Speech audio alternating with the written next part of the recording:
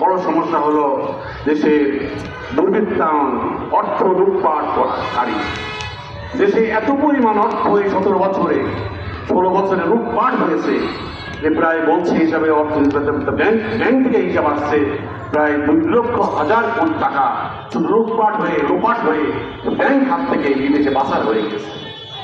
এই টাকাগুলো দেশে থাকলে দেশের দরিদ্র প্রকৃত মানুষ এদের সাথে থাকতো না। প্রিয় ভাইরা, আগামী দিন বাংলাদেশ জামাত ইসলামী একটা কল্যাণ এবং মানবিক রাষ্ট্র গঠন করতে চায়, সেই লক্ষ্যে কাজ করছে এবং টেকনাফ থেকে তেঁতুলিয়া ঢেউ গেছে। সারা দেশব্যাপী একটা বাতাস সৃষ্টি হয়েছে, রেণুসভা সৃষ্টি হয়েছে। আগামী দিন একটা আদর্শ মানবিক রাষ্ট্র কল্যাণের চেষ্টার জন্য সবাই এখন এক হয়েছে। এই বাতাস যে শুরু হয়েছে, আপনারা যদি আমাদের পাশে থাকেন, আগামী দিন বাংলাদেশ টেকনাফ থেকে তেঁতুলিয়ায় গভীর রাত্রে একটা নারী, একজন মহিলা চলাচল করবে, একটা নিরাপদে চলাচল করতে পারবে। এই সমাজে দরিদ্র বিমুখ লোক থাকবে না। আমরা ইতিহাস দেখেছি, রাসূল সাল্লাল্লাহু আলাইহি ওয়াসাল্লাম মৃত্যুর পরে সাহাবীদের যুগের সময় দেখেছি যাকাত নেওয়ার মতো লোক ছিল না। আজকেও বাংলাদেশে যদি যাকাত ব্যবস্থা প্রবর্তন করা যায়, দারিদ্র বিমোচন করা যায়, আগামী দিনে দারিদ্রতা হ্রাস পাবে। দেশের বেকারত্ব আজকে বিশাল সমস্যা। লেখাপড়া করছে কিন্তু সমস্যা হচ্ছে যে চাকরি বাকরি পাচ্ছে না। প্রিয় ভাইরা, আমরা যদি পরিকল্পিতভাবে চেষ্টা করতে পারি, দুর্নীতি লুটপাটকে বন্ধ করতে পারি, তাহলে আগামী দিন বাংলাদেশ একটা সমৃদ্ধির বাংলাদেশ হবে, দেশ একটা কল্যাণ রাষ্ট্রে পরিণত হবে, একটা মানবিক বাংলাদেশ পরিণত হবে। সেই লক্ষ্যে জামাত ইসলামী বাংলাদেশ কাজ করছে। আপনাদের সহযোগিতা পেলে ইনশাআল্লাহ আগামী দিন এদেশ সুন্দর একটা দেশে পরিণত করা সম্ভব হবে। এই কথা বলে আমি শেষ করছি। ও আখিরুদ্দান আলহামদুলিল্লাহ। জি আলহামদুলিল্লাহ, আমরা সম্মানিত একান্ত অভিভাবকের কাছ থেকে মূল্যবান কথা শুনেছি। আমরা ইতিপূর্বে 4টি বিশ্ববিদ্যালয়ের নির্বাচন দেখেছি, ডাকসু নির্বাচন দেখেছি, চট্টগ্রাম বিশ্ববিদ্যালয়ের নির্বাচন দেখেছি, রাজশাহী বিশ্ববিদ্যালয়ের নির্বাচন দেখেছি। তরুণ প্রজন্ম ভাইদেরকে ছাত্রছাত্রীরা ভোট দিয়ে বিপুল ভোটে, ইসলামী ছাত্র শিবিরের ভাইদেরকে বিপুল ভোটে জয়লাভ করেছে। সম্মানিত পর্যায়ে আমাদের বৃহত্তর ছাত্র সংগঠনের ঢাকা মহানগরের বাংলাদেশ ইসলামী ছাত্র শিবিরের সাবেক সভাপতি জনাব মোহাম্মদ ডাক্তার মুজাহিদুল ইসলাম ভাই, এই পর্যায়ে কালিয়াকৈর উপজেলার সম্মানিত উপজেলা সেক্রেটারি, বাংলাদেশ জামাত ইসলামীর সম্মানিত উপজেলা সেক্রেটারি ভাই মোহাম্মদ ডাক্তার মুজাহিদুল ইসলাম ভাইকে সুবিনয় বক্তব্য দেওয়ার জন্য অনুরোধ করছি।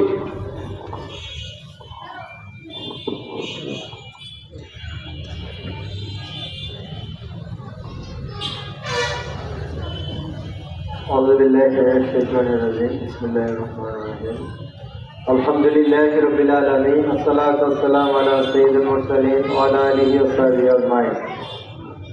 বাংলাদেশের স্বাধীনতা সার্বভৌমত্বের অতন্ত্র প্রহরী, এদেশের মুক্তিগামী জনতার হৃদয়ের স্পন্দন, বাংলাদেশ জামাত ইসলামী মৌচাক ইউনিয়নের অত্যন্ত গুরুত্বপূর্ণ ওয়ার্ড 7 নং ওয়ার্ডের উদ্যোগে আয়োজিত আজকের এই উঠান বৈঠকের সম্মানিত সভাপতি, উপস্থিত আছেন আজকের এই আয়োজনের সম্মানিত প্রধান অতিথি, বাংলাদেশ জামাত ইসলামী মনোনীত গাজীপুর 1 আসনের সংসদ সদস্য পদপ্রার্থী, গণপ্রজাতন্ত্রী বাংলাদেশ সরকারের সাবেক সচিব, সাবেক সকল ডিসি, সমৃদ্ধ বাংলাদেশ বিনির্মাণের স্বপ্ন সারথী, কালিয়াকৈরের কৃতি সন্তান, আমাদের সকলের একান্ত শ্রদ্ধা ও ভালোবাসা মিশ্রিত জননেতা জনাব শাহ আলম বকশী, বাংলাদেশ জামাত ইসলামীর গাজীপুর জেলা, কালিয়াকৈর উপজেলা ও মৌচাক ইউনিয়নের বিভিন্ন পর্যায়ের নেতৃবৃন্দ, সম্মানিত উপস্থিতি, আসসালামু আলাইকুম ওয়া রাহমাতুল্লাহি ওয়া বারাকাতুহু। স্বাধীনতার পর থেকে আমরা দীর্ঘ পথ পরিক্রমায় বাংলাদেশ আজকে এই পর্যায়ে এসে উপনীত হয়েছে।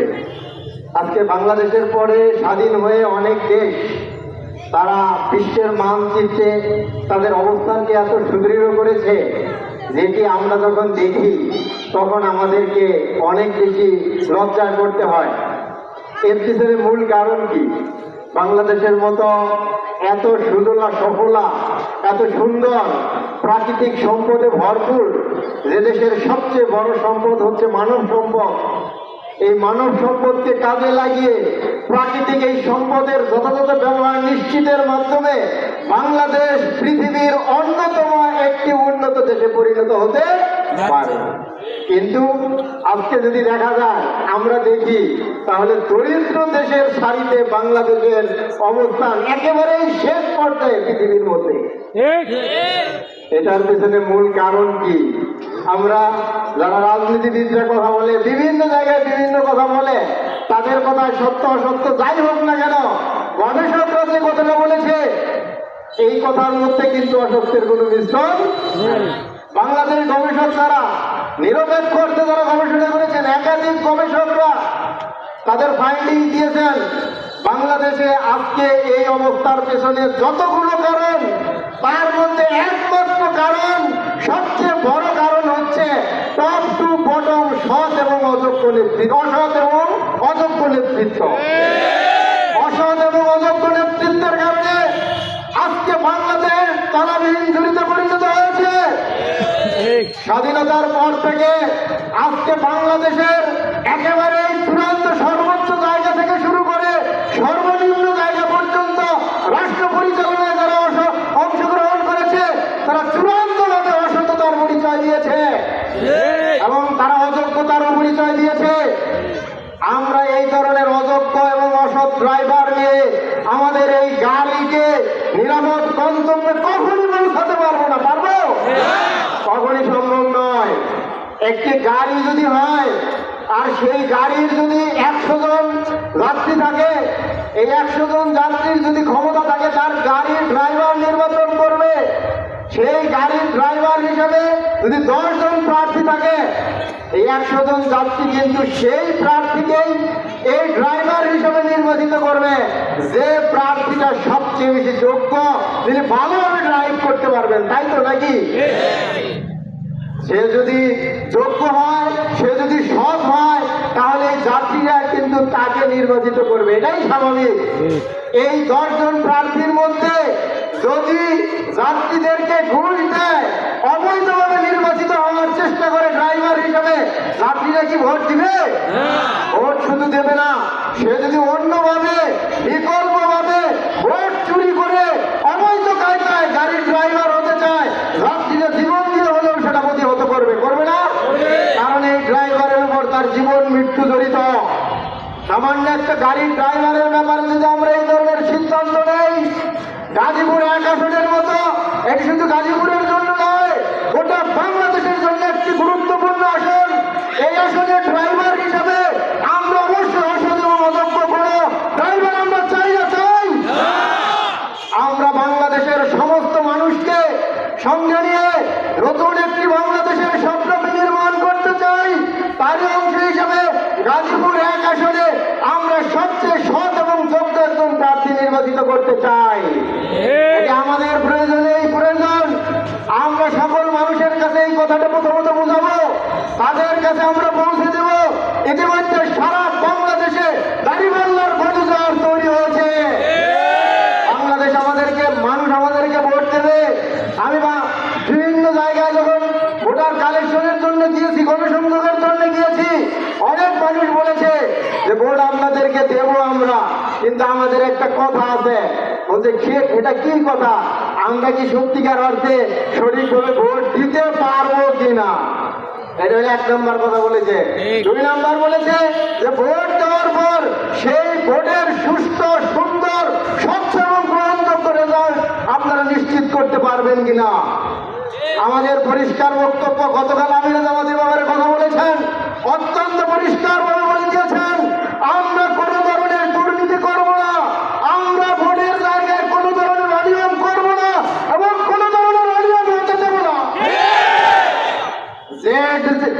জেনজেটরা তাদের জীবন দিয়ে নতুন বাংলাদেশের ভিত্তি রচনা করে দিয়েছে। আমরা জীবনের বিনিময়ে সেই বাংলাদেশ বিনির্মাণের জন্য আমরা চূড়ান্ত রাষ্ট্রবন্ধু দিতে প্রস্তুত আছি। আজকে যারা এই নতুন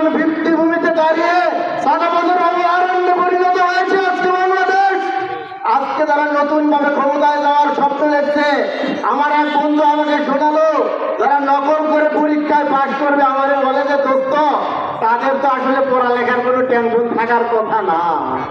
তারা তো জানে যে তারা নকল করার পরিবেশ পাবে এবং নকল করে সর্বোচ্চ রেজাল্ট তারা নিশ্চিত করবে। আমরা যদি আমি বলেছি যে নকল করার যদি তারা এবার চিন্তা করে তাহলে তারা বোকার স্বর্গে বসবাস করে। আমরা দৃঢ়তার সাথে বলতে চাই, বাংলাদেশের জনগণের জনরায় এবার আমরা গড়ে তুলব ইনশাআল্লাহ।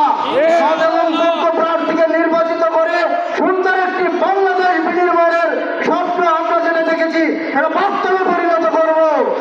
আগামী দিনে দাঁড়িপাল্লার যে গণজোয়ার, সেই গণজোয়ার কোনো ব্যক্তির বা দলের গণজোয়ার নয়, বাংলাদেশের মানুষের অধিকার নিশ্চিত করার জন্যই মূলত বাংলাদেশের এই দাঁড়িপাল্লার গণজোয়ার। বাংলাদেশ জামাত ইসলামী রাজনীতি করে দলীয় কোনো স্বার্থ নয়, ব্যক্তির কোনো স্বার্থ নয়। বাংলাদেশ জামাত ইসলামী রাজনীতি করে মানুষের মানবাধিকারকে নিশ্চিত করার জন্য। খোলাফায়ে রাশেদিনের সময় যেরকম একটি স্বর্ণালী যুগ রচিত হয়েছিল, এমন একটা সময় এসেছিল যে অর্থজনের খলিফা এক জায়গায় যাবে জেরুজালেমে, তার সাথে একজন বৃদ্ধা সাথে নিয়েছেন মাত্র। কোনো ধরনের প্রোটোকল নাই, কোনো ধরনের সিকিউরিটি গার্ড নাই। উদাহরণ হিসেবে বলা যায় 1 কিলোমিটার যাওয়ার পর সে তপ্ত বালিত মরুভূমির ভেতর থেকে নেমে বৃদ্ধাকে বলছে যে এইবার তুমি উটের উপরে উঠো, আমি রশি ধরে আর 1 কিলোমিটার যাবো। এরপর ধারাবাহিক ভাবে আমরা গন্তব্যে পৌঁছাবো। চিন্তা করতে পারেন সেদিন বৃদ্ধা কি বলেছে? আমি কথা শেষ করতে চাই এই কথার মধ্য দিয়ে। সেদিন বৃদ্ধা বলেছে এটা কি সম্ভব? অর্থজাহানের খলিফা সে উটের রশি ধরে হেঁটে যাবে আর আমি গোলাম উটের উপরে বসে থাকবো। তখন ওমর বলেছিল আমাদের ইসলাম কি শেখায়? আমাদের ইসলাম শেখায় তুমি বৃদ্ধা এবং আমি অর্থজাহানের কেন? গোটা পৃথিবীতে যদি খলিফা থাকি, বৃদ্ধা এবং খলিফার মধ্যে কোনো পার্থক্য নেই। মানুষ হিসাবে সবাই সমান। সেদিন ইতিহাস এসে থমকে দাঁড়ায়। ঠিকই বৃদ্ধা কিন্তু উটের উপরে উঠেছিল আর ওমর রশি ধরে ধরে পালাক্রমে সেই গন্তব্যে তারা পৌঁছেছিল। এরকম অসংখ্য উদাহরণ দিয়ে ইসলামের ইতিহাস ভরপুর। সেরকম স্বর্ণালী একটি সমাজ বাংলাদেশ জামাত ইসলামী উপহার দিতে চায়। সবাইকে সেই সমাজ বিনির্মাণে সক্রিয় অংশগ্রহণ করার অংশ হিসাবে দাঁড়িপাল্লা প্রতীকে নিজেরা ভোট দেবেন এবং সমাজের সকল মানুষকে সচেতন করার উদাত্ত আহ্বান জানিয়ে আমার কথা এখানেই শেষ করছি। ধন্যবাদ সবাইকে। আসসালামু আলাইকুম।